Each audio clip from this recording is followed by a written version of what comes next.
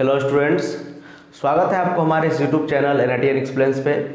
जैसा कि आप लोगों को पता है, एटॉमिक स्ट्रक्चर का लेक्चर सीरीज चल रहा है, जिसमें आज हम एटॉमिक स्ट्रक्चर का लेक्चर 9 लेके आए हैं। जिसमें आज हम लोग डिस्कस करेंगे प्लैंक्स क्वांटम थ्योरी और उसके बाद डिस्कस करेंगे फोटो इलेक्ट्रिक इफेक्ट या रेडिएशन का जो होता है पार्टिकल नेचर, उसके बारे में हम लोग डिस्कस करेंगे। तो मैक्स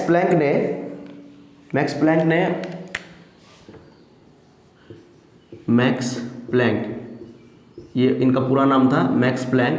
इन्होंने 1901 में ये थ्योरी दिया था, प्लैंक्स क्वांटम थ्योरी। इस थ्योरी के अनुसार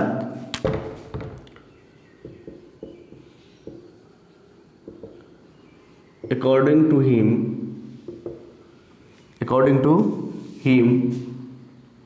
रेडिएशन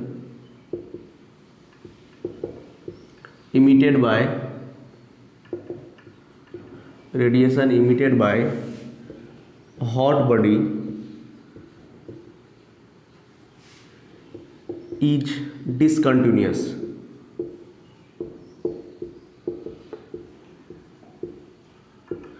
जो हॉट बॉडी रेडिएशन इमिट करता है वो डिसकंटिन्यूस होता है। ठीक है, जो रेडिएशन हॉट बॉडी इमिट करता है वो डिसकंटिन्यूस होता है। और ये रेडिएशन का मतलब क्या है?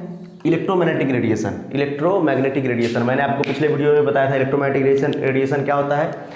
ऐसा रेडिएशन, ऐसा वेव, इलेक्ट्रोमैग्नेटिक वेव मतलब ऐसा वेव जो बिना कोई मटेरियल मीडियम के प्रोपैगेट करता है और उसका वेलोसिटी लगभग क्या होता है? वेलोसिटी ऑफ लाइट के बराबर होता है। ठीक है, तो उन्होंने बताया कि कोई भी हॉट बॉडी जो रेडिएशन इमिट करता है वो डिसकंटिन्यूअस होता है। इसका मतलब होता है which is in the form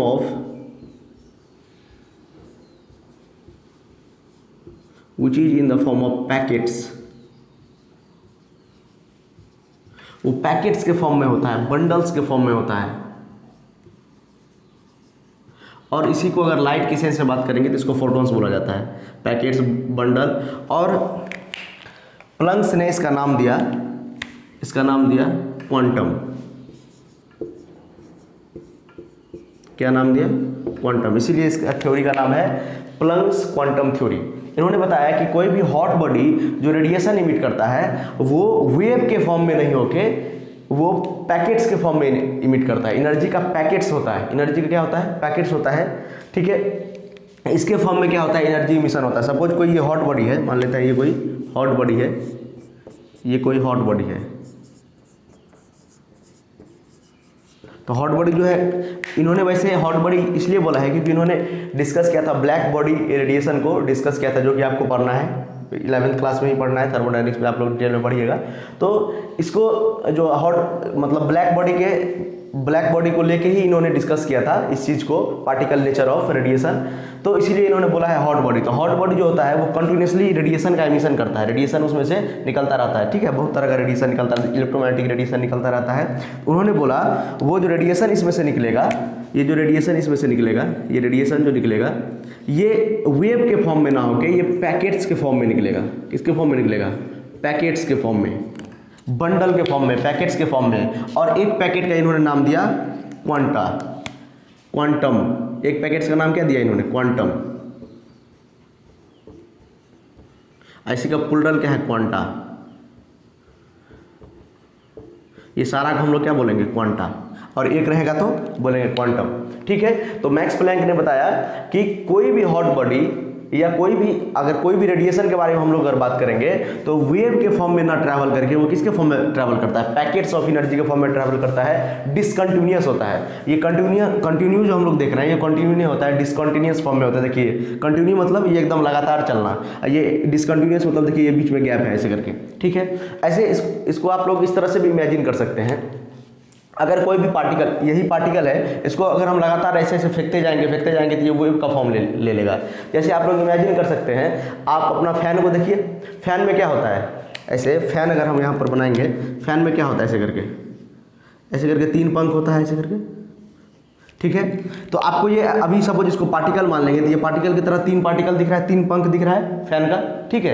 अगर ये फैन को अगर हम रोटेट कर देंगे, अगर स्विच ऑन करेंगे रोटेट करेगा तो ये किसके फॉर्म में दिखने लगेगा, वेव के फॉर्म में दिखने लगेगा, कंटिन्यूस दिखने लगेगा, ठीक है। तो वही बात यहाँ पर डिस्कस किया गया है कि ये बोल रहा है कि ये वेव के फॉर्म, बाद में चल के आप लोग पढ़िएगा कि ये जो रेडिएशन होता है वो दोनों nature, dual nature of radiation और मैटर का भी आप लोग पढ़िएगा। आप लोग हम पढ़ाएंगे यहाँ पे, अगला लेक्चर डी ब्रोगली भी आएगा तो डी ब्रोगली में भी आपको बताएंगे कि जो मैटर भी होता है वो भी वेव की तरह बिहेव करता है, हम भी वेव की तरह बिहेव करेंगे, आप भी वेव की तरह बिहेव करते हैं। मतलब रेडिएशन भी वेव की तरह बिहेव करता है, और रेडिएशन तो वेव की तरह बिहेव करता है या पार्टिकल की तरह बिहेव करता है, और पार्टिकल भी वेव की तरह बिहेव करता है, ठीक है। तो रेडिएशन जो होता है, रेडिएशन क्या होता है, पार्टिकल की तरह, ये पार्टिकल नेचर के बारे में डिस्कस किया है प्लैंक्स ने, ठीक है। जिस तरह से मैंने आपको बताया है कि देखिए ये डुअल नेचर शो करता है, आपको बाद में चल के पता चलेगा कि सपोज ये फैन है तो ये फैन का ये जो तीनों जो पंख है ये पार्टिकल की तरह भी एक पार्टिकल दिख रहा है, ये तीन पंख सेपरेट आपको दिख रहा है। अगर इसी को आप लोग स्विच ऑन करके रोटेट कर दीजिएगा तो ये क्या हो जाएगा, कंटिन्यूस हो जाएगा एकदम।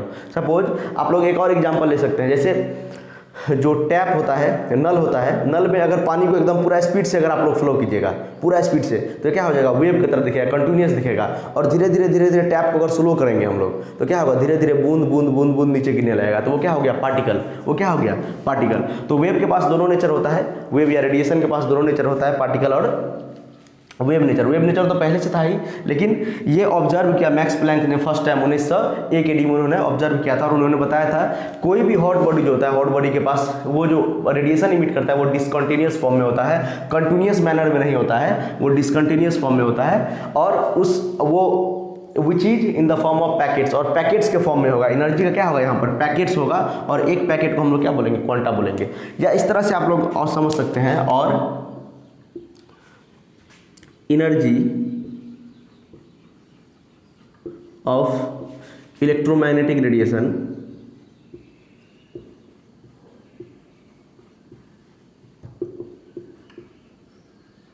Energy of electromagnetic radiation is quantized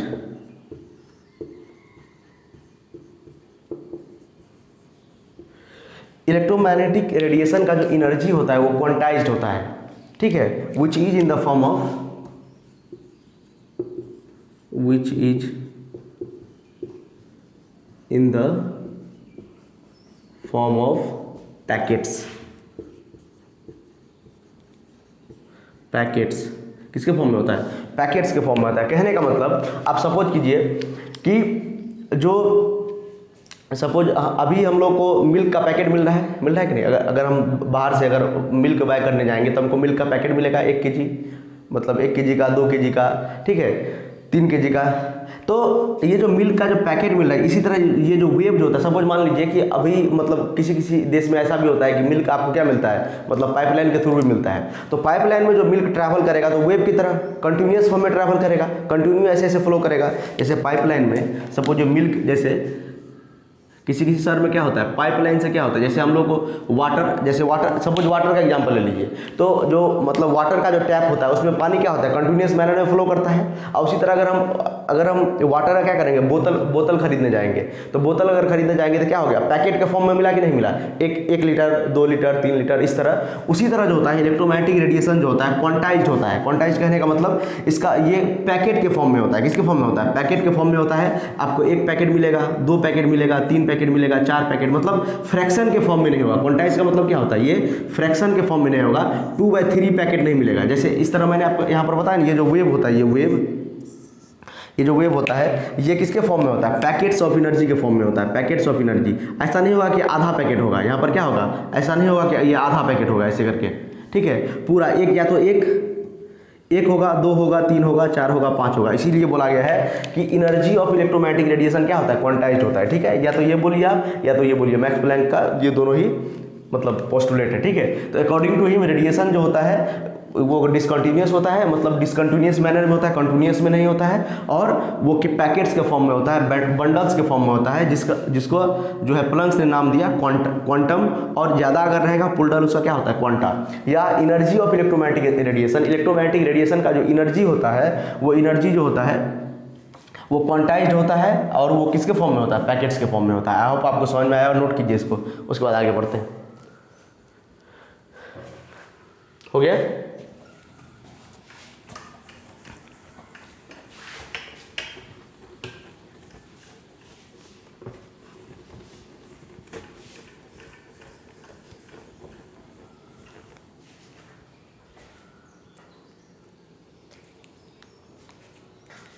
और उस लाइट, अगर लाइट होगा उसके केस में, जैसे ये इलेक्ट्रोमैग्नेटिक रेडिएशन है ये, तो ये किसके फॉर्म में, ये पैकेट्स के फॉर्म में ट्रैवल करता है। किसके फॉर्म में, पैकेट्स के फॉर्म में। ये एक पैकेट को क्या बोलते हैं, क्वांटा बोलते हैं। In case of light, light के केस में क्या बोलते हैं, फोटोन बोलते हैं। ठीक है, the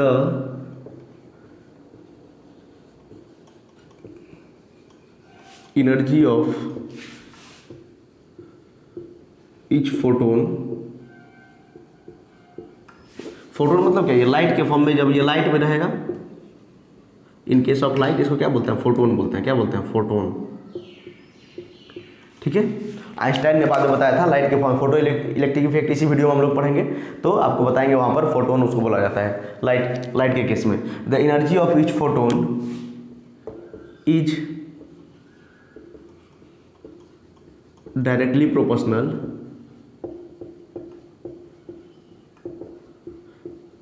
the energy of each photon is directly proportional to the frequency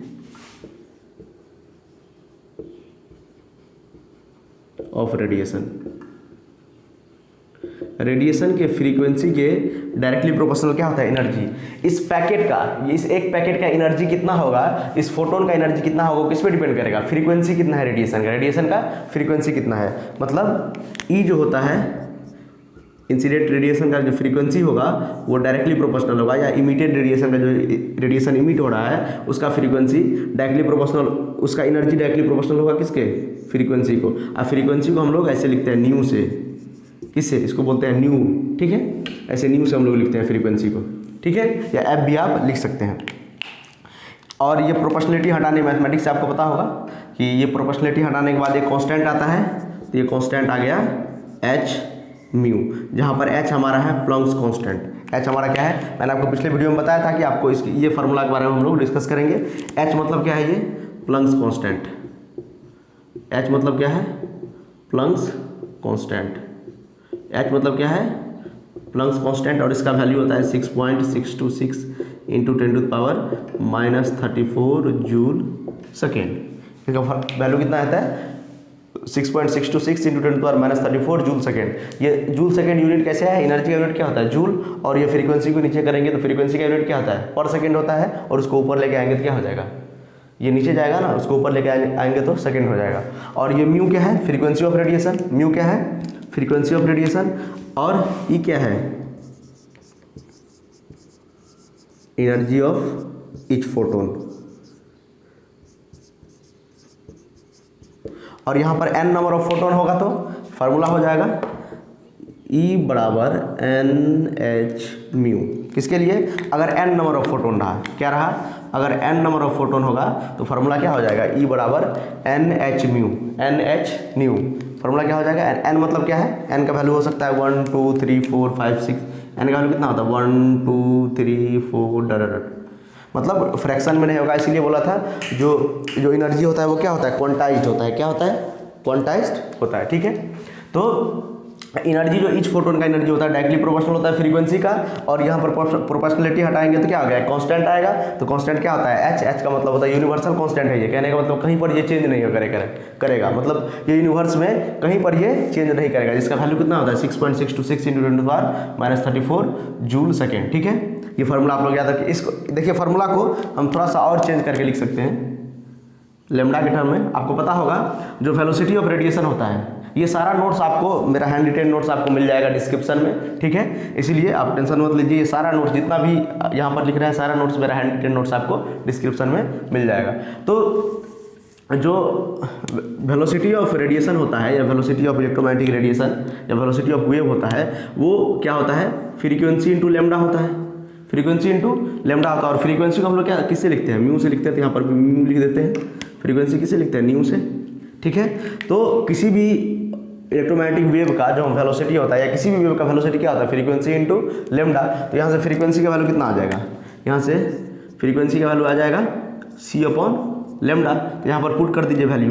यहाँ पर अगर वैल्यू पुट कर देंगे तो E बराबर क्या आ जाएगा, NH, और म्यू के जगह पे क्या लिख देंगे, c बाय लेमडा। तो NHc बाय लेमडा। E का वैल्यू कितना आ गया, NHc बाय लेमडा। मतलब HC बाय लेमडा हम लोग यूज किए थे रेडबर्ग फार्मूला निकालने के लिए। ठीक है, तो यहीं से यूज किए हम लोग। वेलोसिटी ऑफ वेव क्या होता है, न्यू इंटू लेमडा, और यहाँ से म्यू का वैल्यू निकाल दिया और यहाँ पर पुट कर दिए तो वैल्यू निकल गया किसका, एनर्जी का formula in the terms of lambda. ठीक है, इसको नोट कीजिए। यही था प्लंक्स क्वांटम थ्योरी। प्लंक्स ने डिटेल में ये डिस्कस किया था। प्लंक्स ने बताया था 1901 में कि कोई भी रेडिएशन जो होता है, किसी भी हॉट बॉडी से जो रेडिएशन निकलता है या कोई भी इलेक्ट्रोमैग्नेटिक रेडिएशन जो होता है वो डिसकंटिन्यूअस फॉर्म में होता है, in the form of packet होता है। अभी तक हम लोग क्या पढ़े हैं, वेव की तरह क्या होता है, इलेक्ट्रोमैग्नेटिक वेव नाम ही है क्या, इलेक्ट्रोमैग्नेटिक वेव। तो रेडिएशन जो होता है वेव के फॉर्म में ट्रैवल करता है। ये यूनिक चीज बताए कि रेडिएशन जो होता है पैकेट्स के फॉर्म में रहता है, डिसकंटिन्यूअस मैनर में रहता है। इसको क्या बोलते हैं, डिसकंटिन्यूअस मैनर। और एक पैकेट का इन्होंने नाम दिया क्वांटा, एक पैकेट का नाम दिया उन्होंने क्वांटा। और अगर ये लाइट का अगर पैकेट्स है, लाइट रेडिएशन है यहाँ पे, तो हम लोग वैसे लाइट के बारे में ज़्यादा डिस्कस करते हैं। तो अगर लाइट रहेगा तो एक पैकेट्स को हम लोग क्या बोलेंगे, फोटोन बोलेंगे। आइंस्टाइन ने बोला था, ठीक है, आइंस्टाइन सर ने। इसको नोट कीजिए। उसके बाद हम लोग आगे बढ़ते हैं, photo electric effect.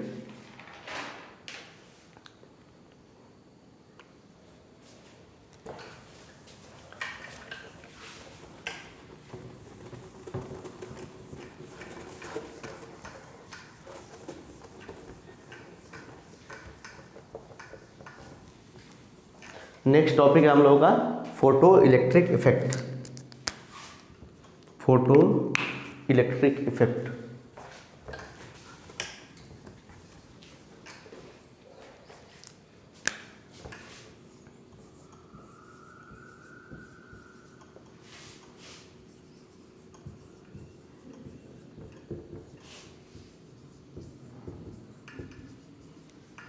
Photo electric effect. Photo मतलब क्या होता है, लाइट, ठीक है। इलेक्ट्रिक मतलब इलेक्ट्रिसिटी। तो लाइट से इलेक्ट्रिसिटी जनरेट होने की प्रक्रिया को हम लोग क्या बोलते हैं, फोटो इलेक्ट्रिक इफेक्ट। जैसे होता है फोटोसिंथेसिस।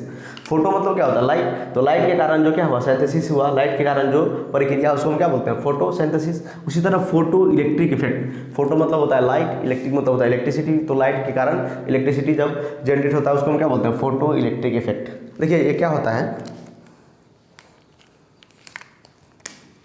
पहले समझते हैं इसका मतलब। ये first time photo electric effect Henry हर्ज द्वारा ऑब्जर्व किया गया। इसके द्वारा 1887 में हेनरी हर्ज द्वारा ये फिनोमेना ऑब्जर्व किया गया था। लेकिन ये पूरा एक्सप्लेनेशन नहीं दे पाए। उसके बाद आइंस्टाइन सर ने पूरा इनका detail explanation photo electric effect के बारे में दिया था, ठीक है। लेकिन फर्स्ट टाइम ये फोटो इलेक्ट्रिक इफेक्ट का फिनोमेना ऑब्जर्व किए थे हेनरी हर्ज, ठीक है। तो ये क्या होता है, when light of certain frequency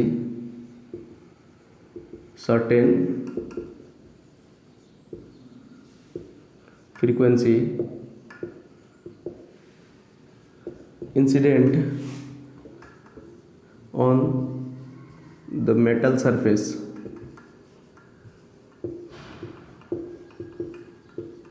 जब हम क्या करते हैं, लाइट सर्टेन फ्रीक्वेंसी का लाइट, अगर सर्टेन फ्रीक्वेंसी का रेडिएशन लिख सकते हैं, किसी भी मेटल सरफेस पे इंसिडेंट करते हैं तो क्या होता है, इलेक्ट्रॉन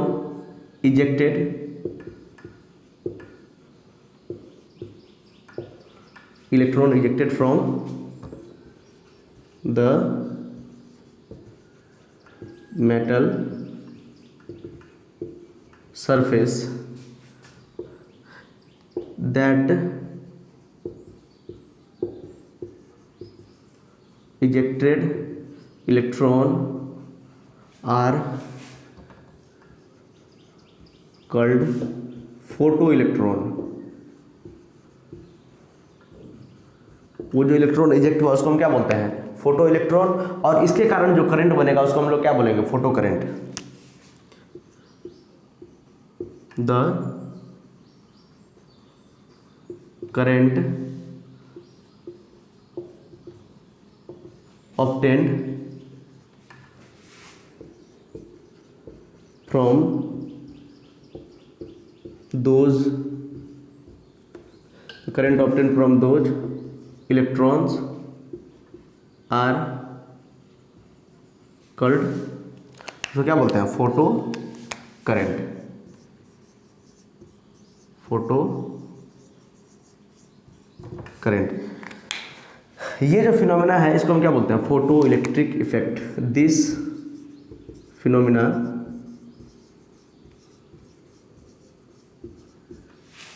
इज कॉल्ड फोटो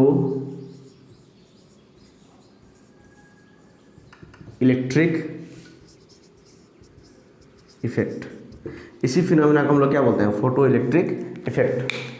देखिए मैंने यहाँ पर क्या लिखा, जब हम सर्टेन फ्रीक्वेंसी का लाइट इंसिडेंट करते हैं किसी भी मेटल सरफेस पे, तो वहाँ से इलेक्ट्रॉन इजेक्ट होता है और उस इलेक्ट्रॉन को हम लोग बोलते हैं फोटो इलेक्ट्रॉन, और उस इलेक्ट्रॉन के कारण जो करंट फ्लो होता है उसको हम लोग क्या बोलते हैं, फोटो करंट। और इस टोटल फिनोमेना को हम लोग क्या बोलते हैं, फोटो इलेक्ट्रिक इफेक्ट। देखिए क्या होता है, यहाँ पर एक मेटल है, मेटल लाइक मान लेते हैं पोटासियम, रुबेडियम, सीजियम, ठीक है। ऐसा मेटल जिसका आयनाइजेशन एनर्जी कम हो। आयनाइजेशन एनर्जी क्या होता है कि जो मतलब कम एनर्जी देने पे क्या होता है, इलेक्ट्रॉन इजेक्ट हो जाए, ठीक है। क्योंकि मेटल में क्या होता है, देखिए यहाँ पर अगर कोई भी अगर एटम में क्या होता है, यहाँ पर इलेक्ट्रॉन होता है, यहाँ पर प्रोटॉन होता है, दोनों के बीच में फोर्स होता है, इलेक्ट्रोस्टैटिक्स फोर्स ऑफ अट्रैक्शन आपको बताए थे, इलेक्ट्रोस्टैटिक्स फोर्स होता है दोनों के बीच में। तो ये फोर्स तोड़ना पड़ेगा तब इलेक्ट्रॉन बाहर आएगा। सपोज यहाँ पर सर्टेन फ्रीक्वेंसी का रेडिएशन, इस पे ये क्या है, रेडिएशन, सर्टेन फ्रीक्वेंसी का हम लोग रेडिएशन इस पे एक्सट्रैक्ट करवाते हैं। तो क्या होता है, यहाँ से मेटल के सरफेस से क्या निकलता है, यहाँ पर इलेक्ट्रॉन होगा, यहाँ पर क्या होगा, इलेक्ट्रॉन होगा, तो मेटल के सरफेस से क्या निकलेगा, इलेक्ट्रॉन निकलता है। और इस इलेक्ट्रॉन के कारण जो करंट क्या होता है, फ्लो ऑफ इलेक्ट्रॉनिकल करंट। तो इस करंट, इस इलेक्ट्रॉन के कारण जो करंट बनेगा उसको हम लोग क्या बोलेंगे, फोटो करंट। और ये जो इलेक्ट्रॉन निकला है इसको हम लोग क्या बोलते हैं, फोटो इलेक्ट्रॉन, ठीक है। तो इस सारा फिनोमेना को हम लोग क्या बोलते हैं, photo electric effect. Photo electric effect का मतलब कुछ नहीं होता है, देखिए बहुत ही सिंपल है। फोटो इलेक्ट्रिक इफेक्ट का मतलब होता है किसी भी मेटल पे अगर हम सर्टेन अमाउंट ऑफ फ्रीक्वेंसी, मतलब सर्टेन अमाउंट ऑफ फ्रीक्वेंसी का लाइट अगर हम इंसिडेंट करेंगे तो उस मेटल के सरफेस से इलेक्ट्रॉन इजेक्ट होगा, और उस इलेक्ट्रॉन के कारण जो करंट बनेगा उसको हम लोग क्या बोलेंगे, फोटो करंट। और उस इलेक्ट्रॉन को क्या बोलते हैं, फोटो इलेक्ट्रॉन। और इस फिनोमेना को क्या बोलते हैं, फोटो इलेक्ट्रिक इफेक्ट, ठीक है। तो इसमें सर्टेन फ्रीक्वेंसी इसलिए लिखा है क्योंकि कम से कम इतना मिनिमम फ्रीक्वेंसी होना चाहिए उस लाइट का, कम से कम इतना ताकत होना चाहिए लाइट में कि इसका फोर्स तोड़ दे, इलेक्ट्रोस्टैटिक्स फोर्स इसको तोड़ना पड़ेगा, ठीक है। अगर इलेक्ट्रोस्टैटिक, इसका पॉजिटिव और नेगेटिव चार्ज के बीच में क्या फोर्स होता है, इलेक्ट्रोस्टैटिक्स फोर्स ऑफ अट्रैक्शन। अगर ये फोर्स नहीं टूटेगा, जब तक ये फोर्स नहीं टूटेगा तब तक इलेक्ट्रॉन मेटल के सरफेस से बाहर नहीं आएगा। ये आपको हम डिटेल में पढ़ाएंगे। इसको आयनाइजेशन एनर्जी बोलते हैं। आयनाइजेशन एनर्जी मतलब होता है the minimum amount of energy required to eject an electron from a atom या किसी मेटल सरफेस से इलेक्ट्रॉन निकालने के लिए जो मिनिमम अमाउंट ऑफ एनर्जी लगता है उसी को हम लोग क्या बोलते हैं, आयनाइजेशन एनर्जी बोलते हैं। तो इस रेडिएशन में कम से कम उतना ताकत होना चाहिए कि ये इसका बॉन्ड को क्या करे, तोड़ दे। अगर बॉन्ड को तोड़ देगा तब इलेक्ट्रॉन क्या आएगा, बाहर आएगा। इसलिए मैंने लिखा है रुबेडियम, मतलब पोटासियम, रुबेडियम, सीजियम, ये सब क्या होता है, बढ़िया मेटल होता है। और ये क्या होता है, इलेक्ट्रॉन और मतलब प्रोटॉन और इलेक्ट्रॉन के बीच में क्या होता है, ज़्यादा डिस्टेंस होता है, मतलब वीक फोर्स होता है, तो जल्दी से क्या हो जाएगा, टूट जाएगा और इलेक्ट्रॉन बाहर निकल जाएगा। तो इस प्रोसेस को हम लोग क्या बोलते हैं, फोटो इलेक्ट्रिक इफेक्ट, ठीक है। इस प्रोसेस को हम लोग क्या बोलते हैं, फोटो इलेक्ट्रिक इफेक्ट। इसको नोट कीजिए, उसके बाद आगे बढ़ते हैं।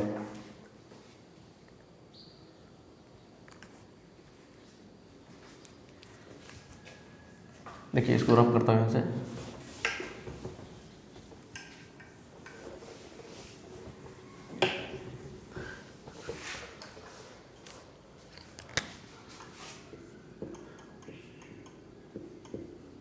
The minimum amount of energy required to eject an electron from any metal surface, किसी भी मेटल सरफेस से जो वो मिनिमम अमाउंट ऑफ एनर्जी है, ये जो minimum amount of frequency, energy की जगह पर नहीं अभी फ्रीक्वेंसी लिखते हैं, minimum amount of frequency, minimum amount of frequency required to eject an electron from any metal surface is called threshold frequency। इसको क्या बोलते हैं, is called threshold frequency,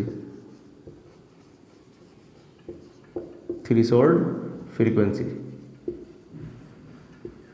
जो मिनिमम अमाउंट ऑफ एनर्जी चाहिए इलेक्ट्रॉन को eject करने के लिए किसी मेटल सरफेस से, उसी को हम लोग क्या बोलते हैं, थ्रेशोल्ड फ्रीक्वेंसी, और उसको हम लोग डिनोट करते हैं म्यू नॉट से। क्या, म्यू नॉट से हम लोग इसको डिनोट करते हैं। जो मिनिमम अमाउंट ऑफ फ्रीक्वेंसी, ऐसा नहीं है कि मतलब किसी भी फ्रीक्वेंसी का लाइट इंसिडेंट करेंगे इस पर, किसी भी फ्रीक्वेंसी का रेडिएशन इंसिडेंट करेंगे तो यहाँ से इलेक्ट्रॉन इजेक्ट हो जाएगा। प्रॉपर उसमें मतलब उस लाइट में उतना ताकत होना चाहिए, उतना मिनिमम फ्रीक्वेंसी होना चाहिए जिसके कारण ये क्या करे, इसका बॉन्ड तोड़ दे। ठीक है, इसका बॉन्ड क्या करे, तोड़ दे। ये पॉजिटिव और नेगेटिव चार्ज के बीच में जो बॉन्ड है, इलेक्ट्रॉन और प्रोटॉन के बीच में जो बॉन्ड है, वो इलेक्ट्रोस्टैटिक्स फोर्स को तोड़ दे और वहां से इलेक्ट्रॉन क्या करे, बाहर निकाल पाए। ठीक है, तो उस मिनिमम अमाउंट ऑफ फ्रीक्वेंसी को हम लोग बोलते हैं थ्रेशोल्ड फ्रीक्वेंसी, जिसको हम लोग म्यू नॉट से लिखते हैं। ठीक है, ये इतना है इसके बारे में। ठीक है, तो एनर्जी कितना हो जाएगा इसका, कितना एनर्जी मिनिमम चाहिए, तो एनर्जी मैंने आपको बताया था डायरेक्टली प्रोपोर्शनल किसके होता है, फ्रीक्वेंसी के। तो मिनिमम अमाउंट ऑफ एनर्जी जो चाहिए इसको, इस बॉन्ड को तोड़ने के लिए, उसको हम लोग क्या बोलते हैं, वर्क फंक्शन बोलते हैं। और उसका वैल्यू कितना हो जाएगा, सपोज ई नॉट का वैल्यू कितना हो जाएगा, ई नॉट, या इसको हम लोग लिखते हैं फाई से। किसे लिखते हैं, फाई से लिखते हैं। इसका वैल्यू होता है H mu naught, H mu naught. ये क्या बोले कि मिनिमम अमाउंट ऑफ फ्रीक्वेंसी जो चाहिए इलेक्ट्रॉन को इजेक्ट करने के लिए मेटल सरफेस से, उसको हम क्या बोलते हैं, थ्रेशोल्ड फ्रीक्वेंसी। और उसी फ्रीक्वेंसी से जो रिलेटेड होगा एनर्जी, उसी फ्रीक्वेंसी से रिलेटेड जो होगा एनर्जी, उसी को हम क्या बोलेंगे, वर्क फंक्शन। इसको हम आप बताएंगे आगे में डिटेल में आइंस्टाइन फोटोइलेक्ट्रिक इफेक्ट में। ठीक है, तो अभी आप लोग इतना नोट कीजिए, उसके बाद हम लोग आगे बढ़ते हैं कि हेनरिच हर्ट्ज ने क्या क्या ऑब्जर्व किया।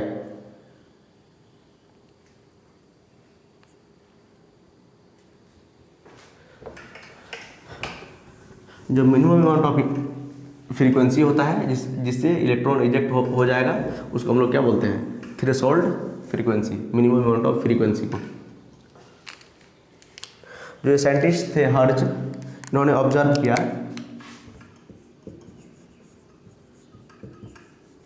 हेनरिच हर्ट्ज ऑब्जर्व दैट, इन्होंने क्या क्या ऑब्जर्व किया उसके बारे में डिस्कस करते हैं। पहला, when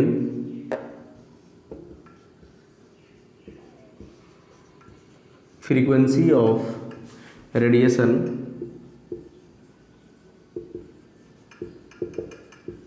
increases, इन्होंने क्या किया, रेडिएशन जो, जैसे यहाँ पर फोटो इलेक्ट्रिक इफेक्ट हो रहा है, ये एक मेटल है, ये मेटल के सरफेस पे बहुत सारा क्या है, इलेक्ट्रॉन है, मेटल के सरफेस पे बहुत सारा इलेक्ट्रॉन है ये। ठीक है, यहाँ से क्या होता है, सर्टेन फ्रीक्वेंसी का लाइट इंसिडेंट होता है इस पर, सर्टेन फ्रीक्वेंसी का लाइट क्या होता है, इंसिडेंट होता है। ठीक है, और यहाँ से इलेक्ट्रॉन क्या हो जाएगा, बाहर हो जाएगा, इलेक्ट्रॉन क्या हो जाएगा, बाहर हो जाएगा।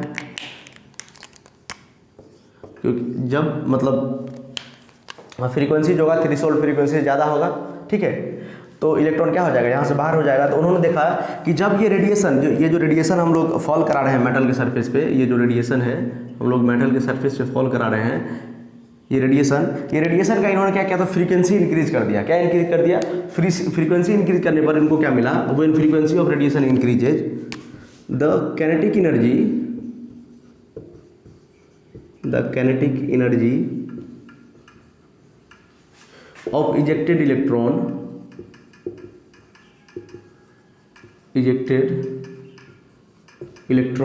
increases। इन्होंने क्या किया, तो फ्रीक्वेंसी बढ़ा दिया। इन्होंने क्या किया, फ्रीक्वेंसी बढ़ा दिया। जो रेडिएशन फॉल हो रहा है मेटल के सरफेस पे, जो रेडिएशन फॉल हो रहा है मेटल के सरफेस पे, इसका इन्होंने क्या किया, फ्रीक्वेंसी बढ़ा दिया। फ्रीक्वेंसी इंक्रीज करने पे क्या हुआ, तो काइनेटिक एनर्जी, जो ये इलेक्ट्रॉन बाहर निकल रहे हैं, ये एकदम तेजी से मूव करने लगा। पहले जो रेडिएशन था, पहले जो फ्रीक्वेंसी था, उसमें क्या हो रहा था, मान लीजिए सपोज धीरे धीरे मूव कर रहा था, तो फ्रीक्वेंसी इंक्रीज करने के बाद जब ये इलेक्ट्रॉन बाहर निकला, तो बाहर निकलने के बाद क्या हुआ, ये ज़्यादा काइनेटिक एनर्जी के साथ मूव करने लगा। तो फ्रीक्वेंसी बढ़ाने पे काइनेटिक एनर्जी क्या हुआ, इंक्रीज कर गया। फ्रीक्वेंसी बढ़ाने पर काइनेटिक एनर्जी इंक्रीज कर गया। दूसरा चीज़ इन्होंने ऑब्जर्व किया, व्हेन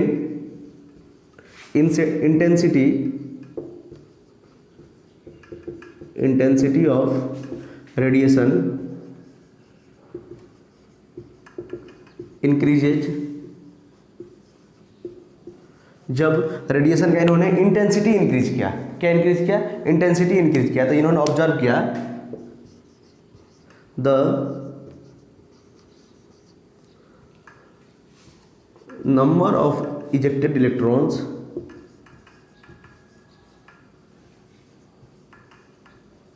इंक्रीजेज। इन्होंने ऑब्जर्व किया जो नंबर ऑफ इजेक्टेड इलेक्ट्रॉन्स है, इलेक्ट्रॉन इस बार क्या हुआ, ज़्यादा निकलने लगा। ठीक है, मान लेते हैं कि इसमें से 2 इलेक्ट्रॉन निकला, सपोज एक पार्टिकुलर फ्रीक्वेंसी, सपोज फ्रीक्वेंसी मैंने यहाँ पर ये रेडिएशन का फ्रीक्वेंसी है, मतलब पहले फ्रीक्वेंसी था सपोज 10 हर्ट्ज। ठीक है, तो इसमें से क्या हुआ, इसमें से मतलब ये जो इलेक्ट्रॉन निकला इसका काइनेटिक एनर्जी मान लेते हैं 2 जूल है, कितना, 2 जूल। ठीक है, तो फ्रीक्वेंसी बढ़ाने पर अगर फ्रीक्वेंसी इसका बढ़ा दिए 20 जूल कर दिए तो इसका क्या हो गया, इसका जो काइनेटिक एनर्जी है वो बढ़ के कितना हो गया, सपोज मान लेते हैं 5 जूल हो गया काइनेटिक एनर्जी। मतलब ये जो इलेक्ट्रॉन है, इलेक्ट्रॉन ज़्यादा तेजी से मूव करने लगा, इलेक्ट्रॉन क्या हुआ, ज़्यादा तेजी से मूव करने लगा, मतलब काइनेटिक एनर्जी बढ़ गया फ्रीक्वेंसी बढ़ाने पर। दूसरा, इंटेंसिटी बढ़ाने पर क्या हुआ, तो नंबर ऑफ इलेक्ट्रॉन ज़्यादा निकलने लगा। पहले इंटेंसिटी कुछ होगा, मान लेते हैं उससे 2 इलेक्ट्रॉन निकला, इंटेंसिटी बढ़ाने पर ये क्या हो गया, सपोज 5 इलेक्ट्रॉन 10 इलेक्ट्रॉन निकल गया। तो ये इन्होंने 2 इंपॉर्टेंट फिनोमेना ऑब्जर्व किया। पहला कि फ्रीक्वेंसी बढ़ाने पर काइनेटिक एनर्जी इंक्रीज किया, और इंटेंसिटी, रेडिएशन का इंटेंसिटी बढ़ाने पर, इंटेंसिटी क्या होता है, इंटेंसिटी होता है ब्राइटनेस से रिलेटेड होता है। ठीक है, ये आपको आगे में डिटेल में समझाएंगे।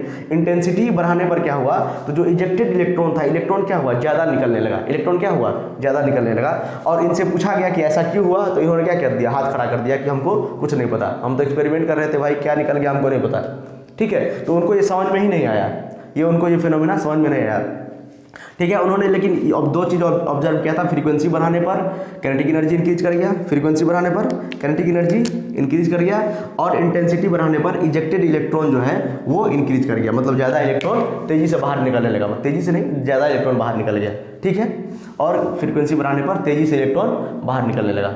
ठीक है, तो ये दो ऑब्जर्वेशन से जो हेनरी हर्ट्ज को समझ में नहीं आया, ये इसका एक्सप्लेनेशन नहीं दे पाए। इनके बाद जो है सर अल्बर्ट आइंस्टाइन ने एक्सप्लेनेशन दिया था फोटो इलेक्ट्रिक इफेक्ट का, वो हम लोग अभी डिस्कस करेंगे। आइंस्टाइन फोटो इलेक्ट्रिक इफेक्ट, और उन्होंने प्लंक्स क्वांटम थ्योरी जो था 1901 में, इससे पहले हम लोग जो पढ़े थे उसका हेल्प लेके उन्होंने पूरा फोटो इलेक्ट्रिक इफेक्ट डिस्क्राइब किया। यहाँ पर लिख देते हैं आइंस्टाइन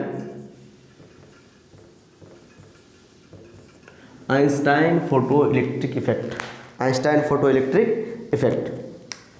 ठीक है, उन्होंने बोला, उनका कुछ पोस्टुलेट्स है,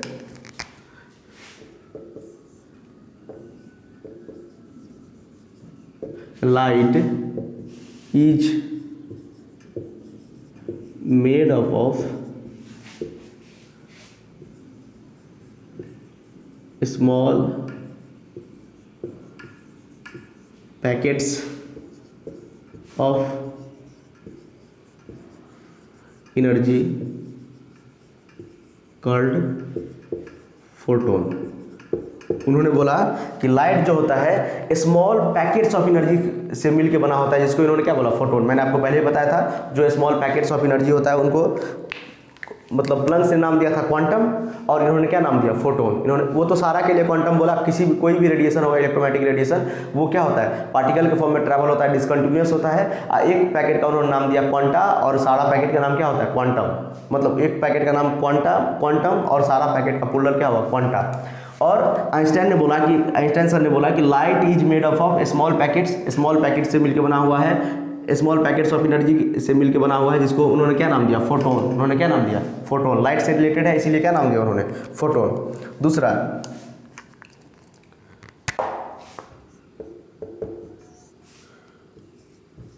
वन फोटोन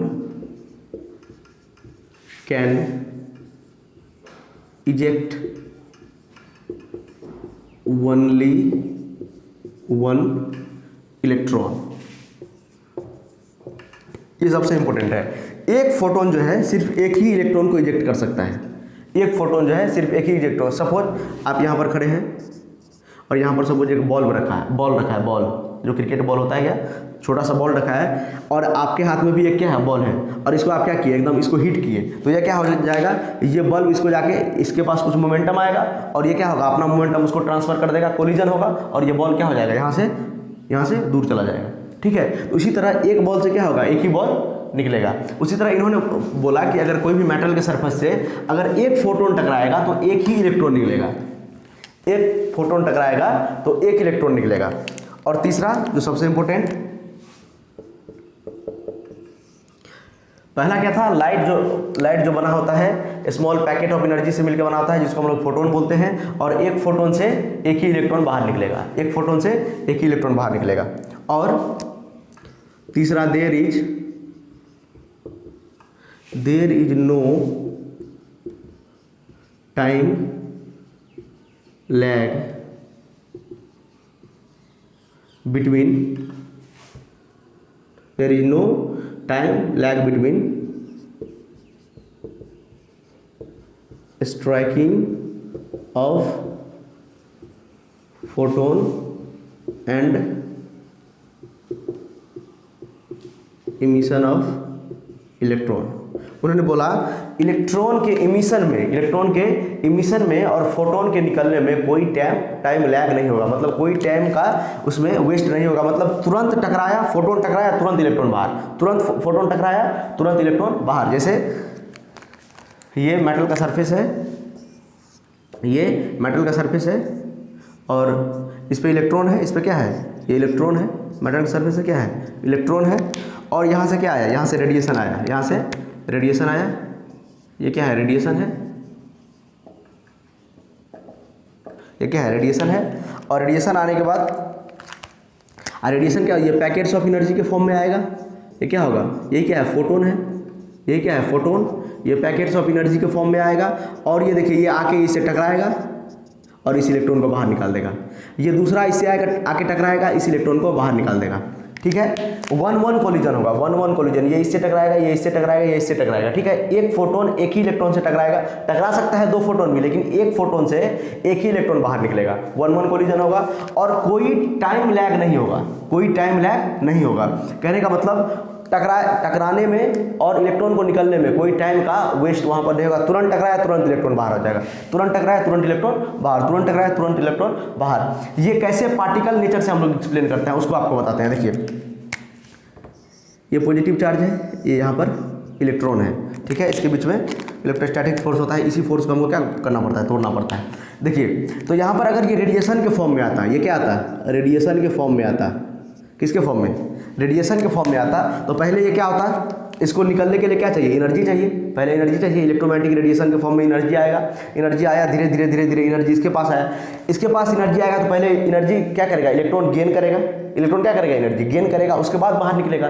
तो गेन करने में एनर्जी धीरे धीरे, एक प्रॉपर एनर्जी इसको चाहिए, उसके बाद ही बाहर निकल सकता है, ये एक प्रॉपर एनर्जी चाहिए, उसके बाद ये क्या हो सकता है, ये मतलब एटम से बाहर निकल सकता है। तो ये अगर वेव के फॉर्म में आएगा तो धीरे धीरे ये क्या करेगा, एक प्रॉपर एनर्जी गेन करेगा, उसके बाद बाहर निकलेगा, तो टाइम लैग हो गया वहाँ पे। लेकिन यहाँ पर क्या उन्होंने बताया था कि जो मतलब लाइट होता है, लाइट जो होता है स्मॉल पैकेट्स ऑफ एनर्जी से मिलकर बना होता है, यही चीज़ उन्होंने भी बताया था, प्लस ने भी, कि पैकेट्स ऑफ डिसकंटिन्यूअस फॉर्म में होता है, पैकेट्स ऑफ एनर्जी होता है, जिसको उन्होंने क्वांटम नाम दिया था, इन्होंने उसका नाम क्या दिया, फोटोन, सिर्फ नाम उन्होंने चेंज कर दिया। लाइट जो होता है एनर्जी पैकेट्स होता है, एनर्जी के पैकेट्स के फॉर्म में रहता है, और मतलब एक पैकेट सपोज मतलब मानिए कि एक पैकेट है पूरा और एक पैकेट इसे टकराया, इंस्टेंट एनर्जी दे दिया। इंस्टेंट एनर्जी क्या हुआ, इलेक्ट्रॉन को पैकेट उससे टकराया, इलेक्ट्रॉन सपोज यहाँ पर इलेक्ट्रॉन रखा है, यहाँ पर इलेक्ट्रॉन रखा है, तुरंत ये टकराए इससे, एक पैकेट एक से टकराएगा और सारा एनर्जी अपना उसको दे देगा, सारा एनर्जी क्या होगा, अपना दे देगा और फट से वो बाहर निकल जाएगा। तो वहाँ पर क्या होगा, कोई टाइम लैग नहीं होगा, कोई टाइम लैग नहीं होगा इलेक्ट्रॉन को निकलने में और मतलब फोटोन को टकराने में और इलेक्ट्रॉन को निकलने में। ठीक है, तो 3 उनका ये पोस्टुलेट था। लाइट जो होता है स्मॉल पैकेट से मिलकर बना होता है, जिसको हम लोग फोटोन बोलते हैं, और फोटोन जो होता है एक फोटोन एक ही इलेक्ट्रॉन को इमिट कर सकता है, मतलब एक फोटोन से एक ही इलेक्ट्रॉन बाहर निकलेगा, 1-1 कोलिजन होगा। ठीक है, उसके बाद there is no time lag between photon का मतलब टकराने में और इलेक्ट्रॉन को निकलने में, क्योंकि ये एकदम पैकेट ऑफ एनर्जी भर के आएगा और तुरंत इलेक्ट्रॉन से टकराएगा, सारा एनर्जी एक बार में ही दे देगा। लेकिन यहाँ पर अगर वेव के फॉर्म में आया तो ये धीरे धीरे धीरे धीरे इलेक्ट्रॉन पहले क्या करेगा, एनर्जी गेन करेगा, एक प्रॉपर एनर्जी लेगा, उसके बाद बाहर निकलेगा। लेकिन यहाँ पर क्या होगा, डायरेक्ट एकदम कोलिजन होगा, अपना सारा एनर्जी दे देगा और ये बाहर निकल जाएगा। ठीक है, इसको नोट कीजिए, उसके बाद आगे बढ़ते हैं।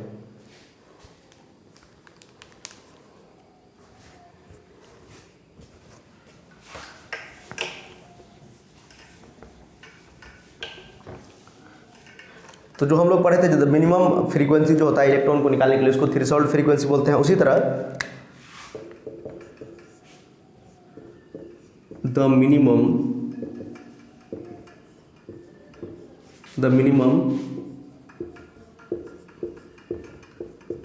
Amount of energy required to eject an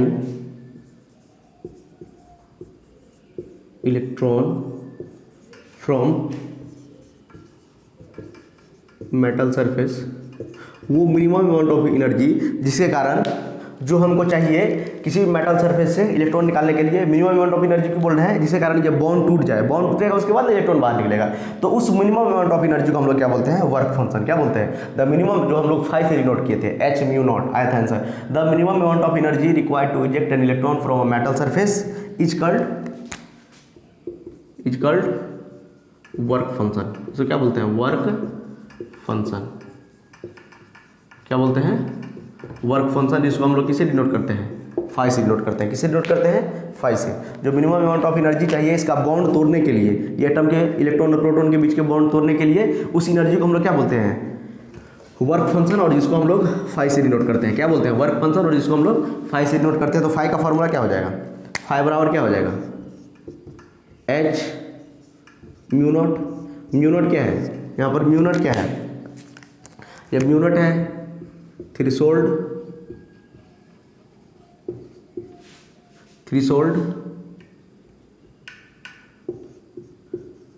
frequency, और यहाँ पे फाई क्या है, वर्क फंक्शन,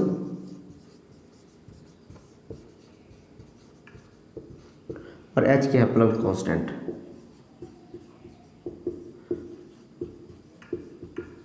हम लोगों ने पढ़ा था ना कि एनर्जी बराबर क्या होता है, एनर्जी बराबर क्या होता है, एच म्यू प्लस से बताया था energy directly proportional to frequency. और ये म्यू नॉट क्या है, ये क्या है, minimum amount of energy required to eject an electron from a metal surface. और ये है मिनिमम अमाउंट ऑफ फ्रीक्वेंसी, वो फ्रीक्वेंसी का एनर्जी। ठीक है, जिस फ्रीक्वेंसी से, जिस एनर्जी से मतलब इलेक्ट्रॉन निकल जाएगा उसका फ्रीक्वेंसी इतना। ठीक है, तो इसको बोलते हैं थ्रेशोल्ड फ्रीक्वेंसी। इसको क्या बोलते हैं, वर्क फंक्शन। फाई से हम लोग डिनोट करते हैं। इसको नोट कीजिए, उसके बाद हम लोग चलेंगे फेमस आइंस्टाइन का फोटो इलेक्ट्रिक इक्वेशन पे। ठीक है,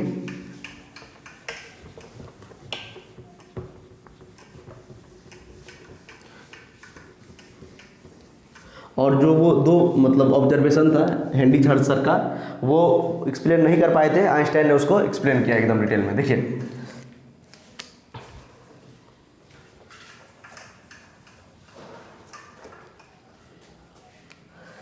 सपोज ये एक मेटल सरफेस है, ठीक है, इस पे बहुत सारा इलेक्ट्रॉन फंसा हुआ है, ऐसे करके एकदम बॉन्ड बना के यहाँ पर इलेक्ट्रॉन का मेटल के सरफेस पे, यहाँ पर एक पार्टिकुलर फ्रीक्वेंसी का रेडिएशन आएगा। और किसके फॉर्म में आता है, पैकेट्स के फॉर्म में आता है। किसके फॉर्म में आता है, ये पैकेट्स के फॉर्म में आता है। ठीक है, इसी को हम लोग क्या बोलते थे, फोटोन। इस पैकेट को क्या बोलते हैं, फोटोन। ये इससे टकराएगा और इलेक्ट्रॉन को क्या करेगा, बाहर निकालेगा। ठीक है, टकरा क्या करेगा, इलेक्ट्रॉन को बाहर निकालेगा। तो उन्होंने बताया कि वो जो वर्क फंक्शन होता है, ये जो फाई होता है, सपोज ये जो एनर्जी इंसिडेंट हुआ है इसको हम बोलते हैं ई आई। ई आई मतलब एनर्जी ऑफ इंसिडेंट रेडिएशन। ई आई मतलब क्या है, energy of incident radiation. Energy of incident radiation.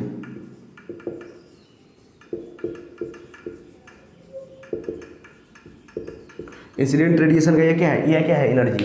तो वो जो ये जो एनर्जी होना चाहिए वर्क फंक्शन से ज़्यादा होना चाहिए, तब इलेक्ट्रॉन बाहर होगा। तो ये जो होना चाहिए E I must be greater than होना चाहिए किससे, वर्क फंक्शन से।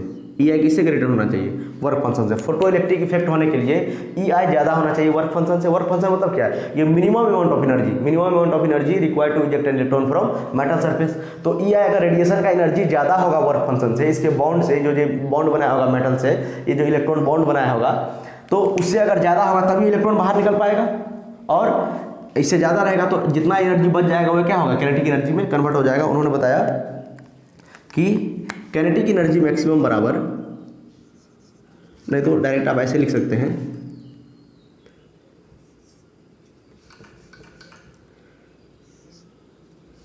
काइनेटिक एनर्जी मैक्सिमम बराबर energy of incident radiation minus work function, kinetic energy maximum बराबर energy of incident radiation minus work function. कहने का मतलब जितना आप एनर्जी, मतलब रेडिएशन का एनर्जी आप इंसिडेंट करवा रहे हैं, जितना इसका एनर्जी है उसमें से क्या होगा, मतलब एनर्जी सबसे पहले खर्च होगा इलेक्ट्रॉन को बाहर निकालने में, और जितना एनर्जी बच जाएगा वो किस में हो जाएगा, काइनेटिक एनर्जी में कन्वर्ट हो जाएगा। सपोज मान लेते हैं आपने एनर्जी जो इंसिडेंट किया है, ई आई कितना है, मान लेते हैं सपोज 10 जूल, कितना इंसिडेंट किया 10 जूल, और इसका वर्क फंक्शन है मेटल का सपोज 4 जूल, कितना है, कम से कम मिनिमम इसको 4 जूल ऑफ एनर्जी चाहिए इलेक्ट्रॉन को बाहर निकलने के लिए। वर्क फंक्शन कितना है, ये वर्क फंक्शन का मतलब क्या होता है, minimum amount of energy required to eject electron from metal surface. किसी मेटल सरफेस से वो मिनिमम अमाउंट ऑफ एनर्जी चाहिए इलेक्ट्रॉन को निकालने के लिए, वो कितना है 4 जूल। अगर मिनिमम 4 जूल एनर्जी आप दीजिएगा तो इसमें से क्या होगा, इलेक्ट्रॉन बाहर निकलेगा। और आप कितना एनर्जी इंसिडेंट करवा रहे हैं, 10 जूल का एनर्जी आप इंसिडेंट करवा रहे हैं, तो यहाँ पर काइनेटिक एनर्जी और जितना बच जाएगा वो किस में कन्वर्ट हो जाएगा, काइनेटिक एनर्जी में। तो काइनेटिक एनर्जी कितना हो जाएगा, यहाँ से देखिए तो काइनेटिक एनर्जी कितना हो जाएगा, ई आई कितना दिया हुआ है 10 जूल, और वर्क फंक्शन कितना है, कितना एनर्जी चाहिए इलेक्ट्रॉन को निकालने के लिए 4, तो बच कितना गया 6 जूल। तो ये जो 6 जूल बच जाएगा, ये 6 जूल ऑफ एनर्जी किस में कन्वर्ट हो जाएगा, काइनेटिक एनर्जी। काइनेटिक एनर्जी कहने का मतलब ये जो इलेक्ट्रॉन है, ये इलेक्ट्रॉन को बाहर निकलने में हेल्प करेगा। ये इलेक्ट्रॉन को बाहर निकलने के बाद जो इसके पास मोशन होगा, जो इसके पास ये क्या हो जाएगा, मोशन में रहेगा, वो क्या हो जाएगा, काइनेटिक एनर्जी। मतलब उतना इसके पास इलेक्ट्रॉन के पास क्या बच जाएगा, काइनेटिक एनर्जी बच जाएगा। काइनेटिक एनर्जी कितना बच जाएगा 6 जूल। काइनेटिक एनर्जी मैक्सिमम यहाँ पर क्यों लिखे हैं, क्योंकि इलेक्ट्रॉन को बाहर निकलने में हो सकता है कुछ एनर्जी का लॉस हो जाए, लेकिन ये मैक्सिमम काइनेटिक एनर्जी इतना हो सकता है। ठीक है, मैक्सिमम का बात कर रहे हैं हम लोग, किसका बात कर रहे हैं, मैक्सिमम काइनेटिक एनर्जी। हो सकता है यहाँ पर 6 जूल बचा है, लेकिन निकलने में सारा 6 जूल खर्च हो जाए, या हो सकता है 2 जूल यहाँ पर, तो और यहाँ निकलने में भी तो थोड़ा दिक्कत होगा, कोलिजन होगा, दूसरे इलेक्ट्रॉन से भी कोलिजन होगा, ये इसके वाल से भी कोलिजन होगा, ठीक है, तो और दूसरे एटम से भी कोलिजन होगा, तो हो सकता है कि सारा का सारा 6 जूल क्या हो जाए, एनर्जी कोलिजन में ही वेस्ट हो जाए। ठीक है, लेकिन हम लोग किसकी बात कर रहे हैं, मैक्सिमम अगर कोई भी कोलिजन नहीं होगा और कोई भी डायरेक्ट अगर बाहर ये निकलेगा बिना कोई कोलिजन के, तब 6 जूल का इसके पास क्या होगा, काइनेटिक एनर्जी। ठीक है, तो ये क्या है, फेमस आइंस्टाइन इक्वेशन है, काइनेटिक एनर्जी मैक्सिमम बराबर H mu minus H mu naught. इसको देखिए तो ये क्या है, आइंस्टाइन इक्वेशन।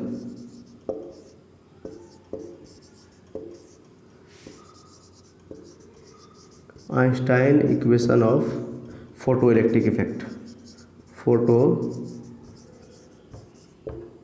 इलेक्ट्रिक इफेक्ट, यही है फेमस आइंस्टाइन इक्वेशन। चलिए यहाँ पर देखिए, इसको आप चेंज करके भी हम लोग लिख सकते हैं, काइनेटिक एनर्जी मैक्सिमम का एक और फार्मूला हम लोग बना सकते हैं यहाँ से। देखिए तो ई आई को हम लोग क्या लिख सकते हैं, एनर्जी ऑफ इंसिडेंट रेडिएशन क्या लिख सकते हैं, ई को एच म्यू लिख सकते हैं, एच न्यू लिख सकते हैं कि नहीं, क्योंकि एनर्जी डायरेक्टली प्रोपोर्शनल होता है म्यू के, तो क्या हो जाएगा ये ई बराबर, मतलब ई की जगह क्या लिख सकते हैं, H new minus work function. Work function को हम लोग क्या लिखे थे, वर्क फंक्शन बराबर H new not. New not क्या था, थ्रेशोल्ड फ्रीक्वेंसी। न्यू नॉट क्या था, थ्रेशोल्ड फ्रीक्वेंसी। ये क्या हो गया, एच न्यू नॉट। तो यहाँ से एक और फार्मूला आ गया, जब आपको क्वेश्चन में फ्रीक्वेंसी दिया रहेगा तो यहाँ से आप लोग सवाल सॉल्व कर सकते हैं। जब फ्रीक्वेंसी दिया रहेगा तो इस तरह से हम लोग सवाल सॉल्व करेंगे। एक और फार्मूला हम लोग बना सकते हैं इन टर्म्स ऑफ लेमडा। क्या होता है लेमडा, मैंने आपको बताया था, जो ये फ्रीक्वेंसी इंटू लेमडा क्या होता है, सी स्पीड ऑफ लाइट या स्पीड ऑफ इलेक्ट्रोमैग्नेटिक रेडिएशन। तो यहाँ से हम लोग म्यू क्या लिख सकते हैं, म्यू लिख सकते हैं सी बाय लेमडा। म्यू क्या लिख सकते हैं, सी बाय लेमडा। तो वैल्यू पुट कर दीजिए यहाँ पे, म्यू की जगह पे सी बाय लेमडा पुट कर दीजिए, तो ये हो जाएगा काइनेटिक एनर्जी मैक्सिमम का एक और फार्मूला बन जाएगा, H C by lambda minus H C by lambda nought.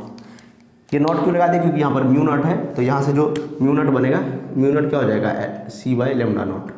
C by lambda nought. ये क्या हो जाएगा, थ्रेशोल्ड वेवलेंथ। ये क्या हो जाएगा, थ्रेशोल्ड वेवलेंथ। अगर आपको वेवलेंथ दिया है क्वेश्चन में तो ये फार्मूला यूज कीजिए, और डायरेक्ट अगर वर्क फंक्शन दिया हुआ है और इंसिडेंट रेडिएशन का एनर्जी दिया हुआ है तो ये फार्मूला यूज कीजिए, या फ्रीक्वेंसी दिया हुआ है तो ये यूज कीजिए, और लेमडा दिया है तो ये यूज कीजिए। 3 इंपॉर्टेंट फार्मूला है आइंस्टाइन फोटोइलेक्ट्रिक इफेक्ट का, ये नोट कीजिए। उसके बाद हम आपको समझाते हैं कि वो जो 2 पोस्टुलेट थे, वो जो 2 मतलब ऑब्जर्वेशन था हेनरी हर्ट्ज का, वो उनका मतलब एक्सप्लेनेशन कैसे दिया आइंस्टाइन ने। नोट कीजिए इसको।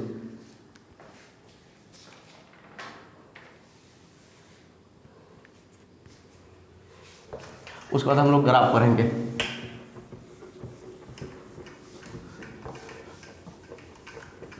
उनका पहला पोस्टुलेट क्या था कि फ्रीक्वेंसी बढ़ाने पर जो इंसिडेंट रेडिएशन का फ्रीक्वेंसी हम लोग अगर इंक्रीज करेंगे तो क्या हो रहा था, काइनेटिक एनर्जी बढ़ रहा था। क्या बढ़ रहा था, जो इजेक्टेड इलेक्ट्रॉन का क्या बढ़ रहा था, काइनेटिक एनर्जी इंक्रीज कर रहा था। सपोज हम 2 टॉर्च लाइट जो है इमेजिन करते हैं।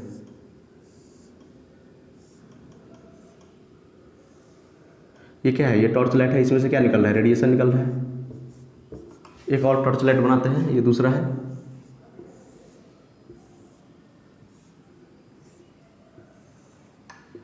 ठीक है, ये दूसरा टॉर्च लाइट है, इसमें से क्या निकल रहा है, इसमें से भी रेडिएशन निकल रहा है। मान लेते हैं ये इसमें से जो निकल रहा है, ये रेड कलर का लाइट निकल रहा है इसमें से। कौन सा कलर का, रेड कलर का। इसमें से मान लेते हैं सपोज ब्लू कलर का, इसमें से रेड कलर का, इसमें से ब्लू कलर का लाइट निकल रहा है, मान लेते हैं। तो बताइए, तो यहाँ से किसका फ्रीक्वेंसी ज़्यादा होता है,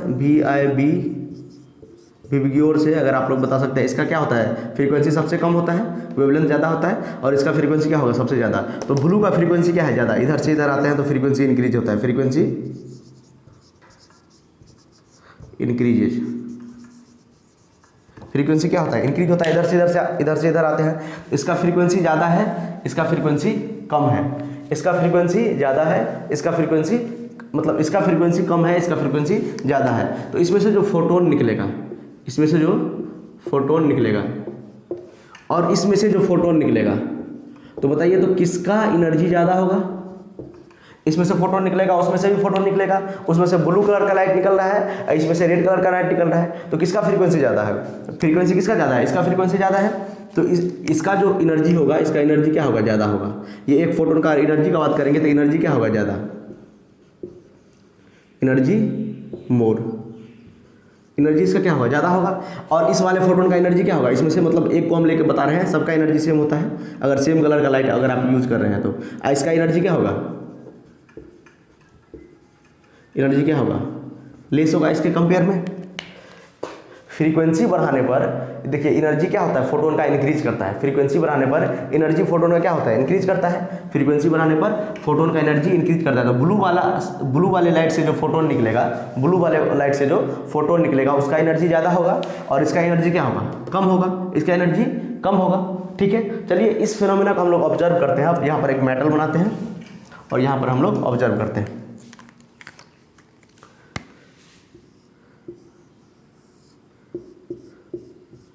ठीक है, यहाँ पर इलेक्ट्रॉन ऐसे फंसा हुआ है, इलेक्ट्रॉन है, ये भी इलेक्ट्रॉन है, ये भी इलेक्ट्रॉन है, ये भी इलेक्ट्रॉन है। ठीक है, एक बार हमने क्या किया, यहाँ पर पहले रेड लाइट इंसिडेंट करवाते हैं। क्या इंसिडेंट करवाते हैं, ये रेड लाइट इंसिडेंट करवाते हैं।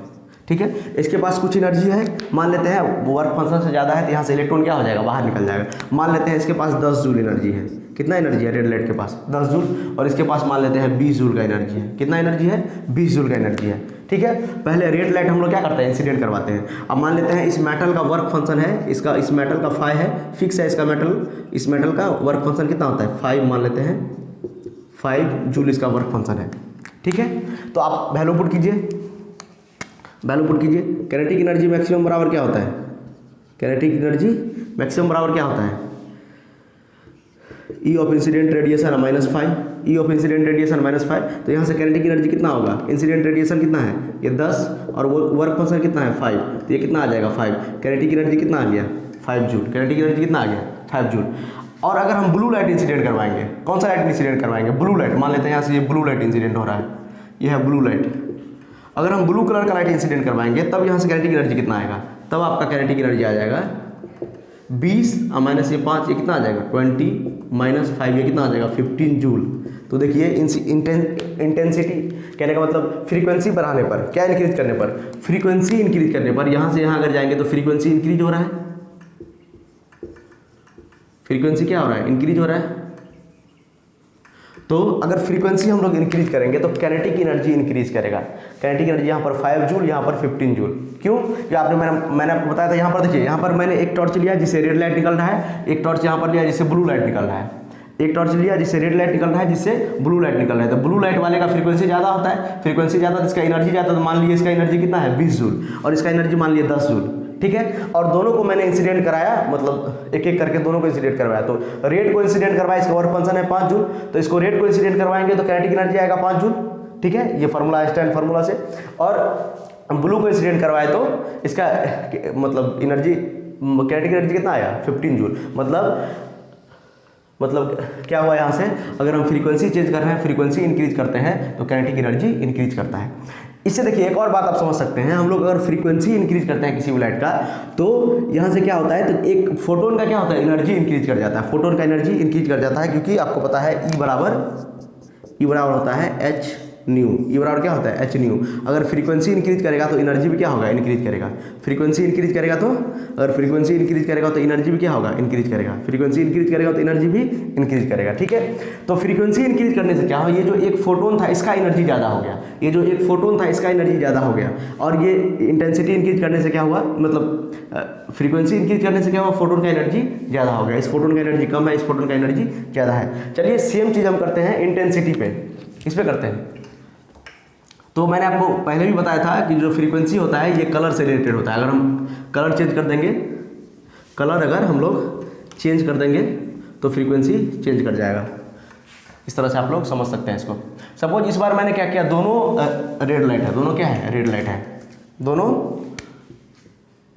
लाइट क्या है, रेड कलर का है, दोनों लाइट क्या है, रेड कलर का है। इस बार मैंने क्या किया, इसका ब्राइटनेस बढ़ा दिया। इसका क्या बढ़ा दिया, ब्राइटनेस।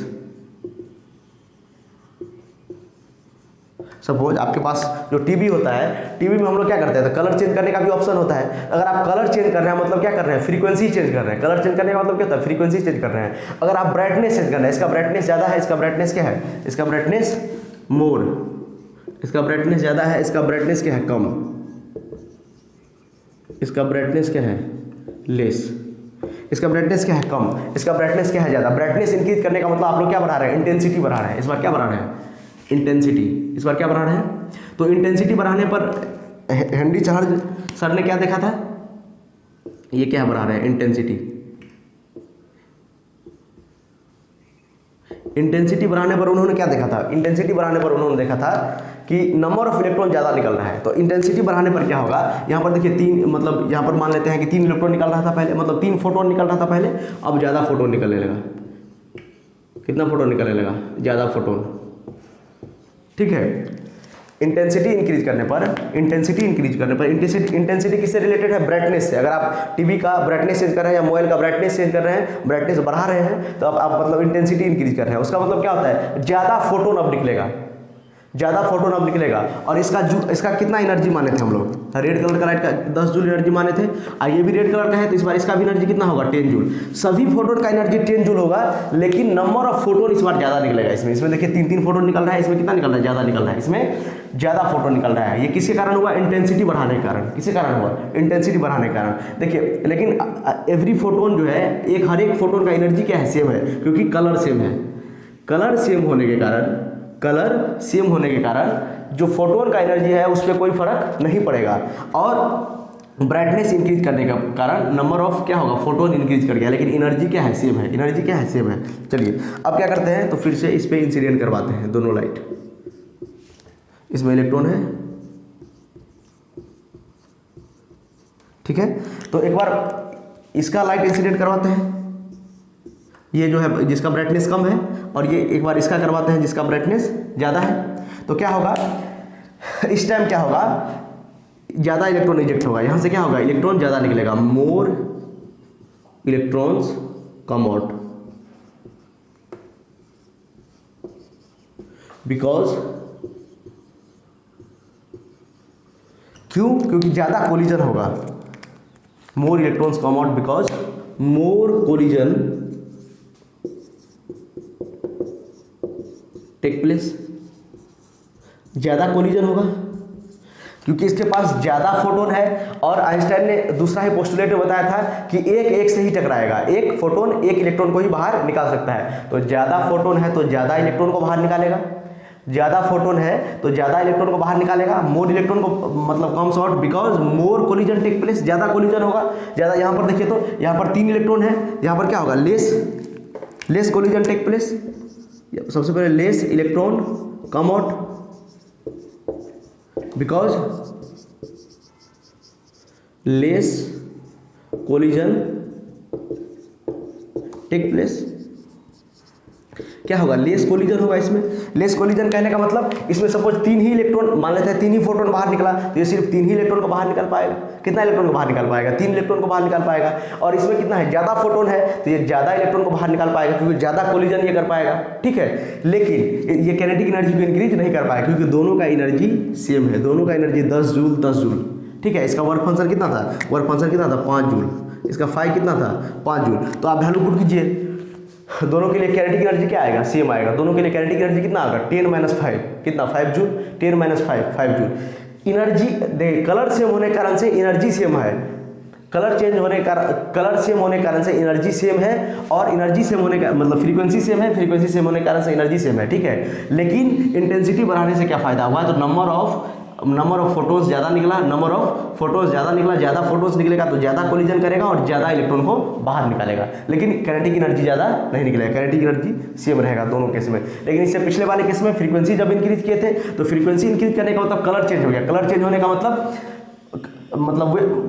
मतलब फ्रीक्वेंसी चेंज करने का मतलब क्या हुआ? कलर चेंज हो गया। कलर चेंज होने का मतलब फ्रीक्वेंसी चेंज होने का मतलब इसका फ्रीक्वेंसी ज़्यादा तो ज़्यादा एनर्जी इसके पास, कम एनर्जी इसके पास। तो एक फोटोन के पास ज़्यादा एनर्जी है, ज़्यादा एनर्जी होगा तो काइनेटिक एनर्जी क्या हो जाएगा? ज़्यादा होगा, ठीक है। आई होप आपको समझ में आएगा। नोट कीजिए, उसके बाद हम लोग ग्राफ बनाते हैं।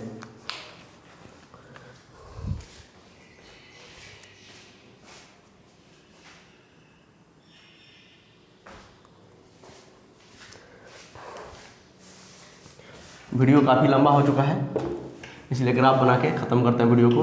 आप अगर सवाल प्रैक्टिस करना चाहते हैं तो इसी फार्मूला पे सवाल आता है, केमिस्ट्री में ज़्यादा नहीं। आपको ये सब फिर से ये सब मॉडर्न फिजिक्स में पढ़ना है, ठीक है। क्लास 12th में मॉडर्न फिजिक्स में इसको डिटेल में पढ़ाया जाएगा। आपको स्टॉपिंग पोटेंशियल सब कुछ बता के इसको पढ़ाया जाएगा, इसीलिए आप लोग टेंशन मत लीजिए। और क्वेश्चन लगा सकते हैं इस पर, आसान क्वेश्चन आता है इसी पे थ्योरी पे, नहीं तो एक क्वेश्चन का सेशन मैं लेके बता दूंगा। देखिए वीडियो लंबा होता है तो आप लोग क्या कर सकते हैं, मैं स्लो पढ़ाता हूँ। स्लो पढ़ाने का मतलब मैं कमज़ोर स्टूडेंट को दिमाग में रख के जो एवरेज स्टूडेंट है उसके लिए पढ़ाता हूँ। तो आप अगर चाहते हैं कि मतलब जल्दी वीडियो देखने के लिए तो × 2 स्पीड पे देख सकते हैं, यूट्यूब में ये ऑप्शन रहता है, ठीक है। तो आप तेज करके वीडियो देख सकते हैं, ठीक है। अगर आपको देखिए पूरा कॉन्सेप्ट अगर सीखना है तो पूरा आपको बड़ा लेक्चर मतलब बनेगा ही। 5 मिनट 10 मिनट में क्या सिखा देगा कोई? 5 मिनट 10 मिनट में कुछ नहीं सीख पाइएगा, ठीक है। तो अगर आपको पूरा कॉन्सेप्ट लेना है तो लंबा वीडियो बनेगा ही, ठीक है।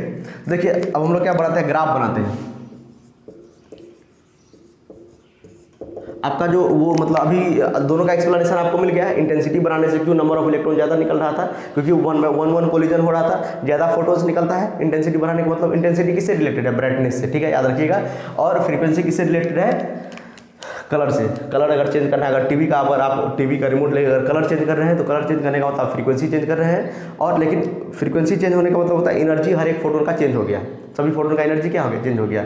अगर ब्लू कलर का लाइट ले लेंगे, रेड कलर का लाइट लेंगे तो रेड कलर के पास लेस फ्रीक्वेंसी है तो लेस एनर्जी होगा उसके फोटोन के पास, और ब्लू कलर के पास ज़्यादा फ्रीक्वेंसी है तो ज़्यादा एनर्जी होगा, ठीक है। अब ब्राइटनेस बढ़ाने का मतलब नंबर ऑफ फोटोन इंक्रीज कर गया, ठीक है। चलिए हम लोग ग्राफ बनाते हैं काइनेटिक एनर्जी और फ्रीक्वेंसी में, काइनेटिक एनर्जी और फ्रीक्वेंसी में। तो आपको इक्वेशन तो पता होगा, काइनेटिक एनर्जी मैक्सिमम बराबर क्या होता है? h-μ - h-μ0। कहाँ से आया था ये? कहाँ से आया था ये? आया था एनर्जी ऑफ इंसिडेंट रेडिएशन -φ, ये वर्क फंक्शन, ठीक है, उसी को लिखे हैं। देखिए तो ये किसका इक्वेशन है? ये आप लोग सिंपल देख सकते हैं, ये स्ट्रेट लाइन का इक्वेशन है। तो इलेक्ट्रॉन बाहर निकलेगा उसके बाद काइनेटिक एनर्जी आएगा कि नहीं आएगा? कि पहले ही काइनेटिक एनर्जी आ जाएगा? काइनेटिक एनर्जी किसका होता है? इलेक्ट्रॉन का काइनेटिक एनर्जी। तो पहले मेटल सरफेस से इलेक्ट्रॉन बाहर निकलेगा उसके बाद ना काइनेटिक एनर्जी आएगा। तो इसीलिए पहले तो आपको कम से कम मिनिमम फ्रीक्वेंसी देना होगा। कितना मिनिमम फ्रीक्वेंसी म्यू नॉट तक देना होगा, जिसके कारण इलेक्ट्रॉन बाहर निकले और उसके बाद काइनेटिक एनर्जी क्या हो जाएगा, इंक्रीज कर जाएगा। उसके बाद काइनेटिक एनर्जी इंक्रीज कर जाएगा, स्ट्रेट लाइन का ग्राफ बन जाएगा। ओरिजिन से नहीं होगा, क्यों? क्योंकि इसको पहले काइनेटिक एनर्जी कब आएगा, जब इलेक्ट्रॉन बाहर निकलेगा मेटल सरफेस से। इलेक्ट्रॉन बाहर ही नहीं निकलेगा मेटल सरफेस, तो काइनेटिक एनर्जी कहाँ से आएगा? तो काइनेटिक एनर्जी इलेक्ट्रॉन को बाहर निकालने के लिए मिनिमम फ्रीक्वेंसी देना होगा, जिसको हम लोग क्या बोलते हैं, थ्रेशोल्ड फ्रीक्वेंसी म्यू नॉट। और ये स्लोप कितना है, ये y बराबर एम एक्स प्लस सी है ना, एम एक्स ये माइनस सी इसको बोल सकते हैं। तो ये m के जगह क्या है, स्लोप h। स्लोप कितना है इसका, स्लोप इसका है h। स्लोप क्या है h, ठीक है। तो इसको मिनिमम अमाउंट ऑफ फ्रीक्वेंसी देना होगा, क्योंकि इलेक्ट्रॉन बाहर निकले, तो इलेक्ट्रॉन बाहर निकलने के लिए म्यू नॉट फ्रीक्वेंसी है। म्यू नॉट क्या है, इलेक्ट्रॉन बाहर निकलने के लिए फ्रीक्वेंसी। और उसके बाद क्या होगा, काइनेटिक जितना भी एनर्जी बचा रहेगा वो काइनेटिक एनर्जी में कन्वर्ट हो जाएगा। जितना भी एनर्जी बचा रहेगा वो काइनेटिक एनर्जी में कन्वर्ट हो जाएगा, ठीक है। समझ में आया?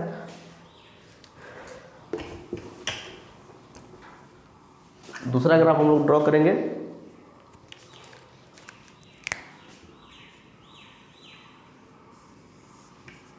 ये काइनेटिक एनर्जी और ये इंटेंसिटी। बताइए क्या होगा, अब ये समझाए हैं। इंटेंसिटी बढ़ाने से काइनेटिक एनर्जी में कोई फर्क नहीं पड़ता है। इंटेंसिटी बढ़ाने से काइनेटिक एनर्जी में कोई फर्क नहीं पड़ता है। इंटेंसिटी बढ़ाए मतलब नंबर ऑफ फोटोन्स इंक्रीज करेगा। नंबर ऑफ फोटोन्स इंक्रीज करेगा तो ज़्यादा कोलिजन होगा, ज़्यादा इलेक्ट्रॉन बाहर निकलेगा। काइनेटिक एनर्जी में कोई फर्क नहीं पड़ेगा, क्योंकि काइनेटिक एनर्जी रिलेटेड किससे है, काइनेटिक एनर्जी है तो एनर्जी रिलेटेड है फ्रीक्वेंसी से। किससे रिलेटेड है, फ्रीक्वेंसी से। तो इंटेंसिटी बढ़ाने से फ्रीक्वेंसी पे कोई चेंज हो रहा है, नहीं, कोई चेंज नहीं हो रहा है। इंटेंसिटी बढ़ाने से क्या हो रहा है, नंबर ऑफ फोटोन खाली इंक्रीज कर रहा है। इसीलिए काइनेटिक एनर्जी बढ़ाने से, मतलब इंटेंसिटी बढ़ाने से काइनेटिक एनर्जी में कोई चेंज नहीं होगा। नंबर ऑफ फोटोन ज़्यादा होगा, कोलिजन ज़्यादा होगा, इलेक्ट्रॉन ज़्यादा निकलेगा, ठीक है। नेक्स्ट हम लोग देखते हैं, नोट कीजिए। नेक्स्ट ग्राफ है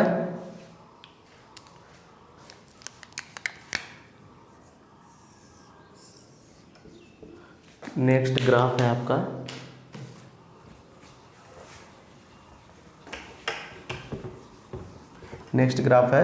फोटो करेंट। यहाँ पर फ्रीक्वेंसी और फोटो करेंट के बीच में, फ्रीक्वेंसी और फोटो करेंट। फोटो करेंट मतलब क्या है, वही जो इलेक्ट्रॉन के कारण जो करंट फ्लो करेगा। फ्लो ऑफ इलेक्ट्रॉन क्या होता है, करंट होता है। तो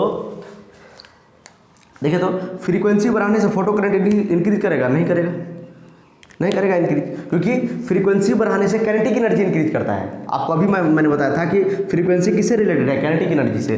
फोटो करंट इंक्रीज नहीं करेगा। फोटो करंट मतलब क्या, नंबर ऑफ इलेक्ट्रॉन इंक्रीज करेगा, नहीं करेगा, इंटेंसिटी से इंक्रीज करता है।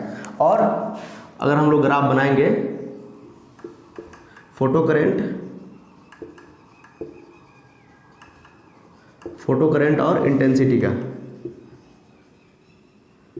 बताइए क्या होगा, पता होगा आप लोगों को। स्ट्रेट लाइन क्या होगा, एकदम स्ट्रेट लाइन हो जाएगा। क्यों? क्योंकि फोटो करंट इंक्रीज करने से क्या हो जाएगा, मतलब इंटेंसिटी इंक्रीज करने से क्या होगा, फोटो करंट इंक्रीज कर जाएगा। इंटेंसिटी इंक्रीज करने से नंबर ऑफ फोटोन इंक्रीज करेगा। नंबर ऑफ फोटोन इंक्रीज करेगा तो ज़्यादा कोलिजन होगा। ज़्यादा कोलिजन होने से कारण से क्या होगा, क्योंकि वन इलेक्ट्रॉन को बाहर निकलता है, तो ज़्यादा कोलिजन होने के कारण से ज़्यादा इलेक्ट्रॉन बाहर निकल पाएगा और फोटो करंट क्या हो जाएगा, ज़्यादा हो जाएगा। फ्लो ऑफ इलेक्ट्रॉन क्या होता है, करंट, ठीक है। तो फोटो इलेक्ट्रिक इफेक्ट यहीं पर हम लोगों का ख़त्म होता है। फोटो इलेक्ट्रिक इफेक्ट यहीं पर हम लोग का ख़त्म होता है। सपोज देखिए, एक क्वेश्चन मैं आपको प्रैक्टिस करवा देता हूँ छोटा सा। सपोज ये आपको क्वेश्चन मिल जाएगा नोट्स में। ये सपोज एक मेटल का सरफेस है और इस पर 310 नैनोमीटर का हम लोग क्या करते हैं, ये जेईई में आया हुआ सवाल है, ठीक है।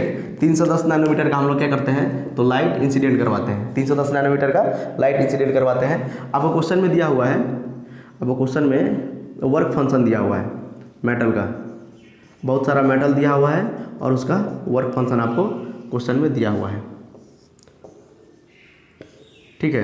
बहुत सारा मेटल और उसका वर्क फंक्शन आपको क्वेश्चन में दिया हुआ है। जैसे यहाँ पर दिया हुआ है आपको लिथियम, सोडियम, पोटासियम, उसके बाद मैग्नीशियम, कॉपर, एजी,